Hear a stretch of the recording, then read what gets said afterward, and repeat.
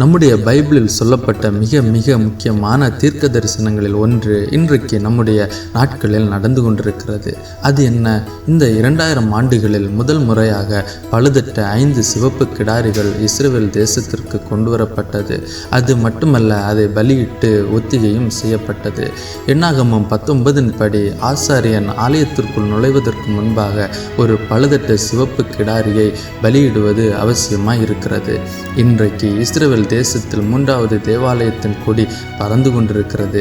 இவைகள் 3ஆம் தேவாலயம் கட்டப்பட தயாராக இருக்கிறது என்பதை காண்பிக்கிறது.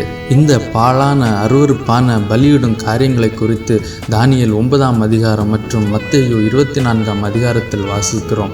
இவைகள் நடக்கும் பொழுது அங்கே 3ஆம் தேவாலயம் கட்டப்பட்டிருக்கும். அதற்கு பின்பு அந்தி கிறிஸ்து அந்த ஆலயத்தில் வாசம் பண்ணுவான்.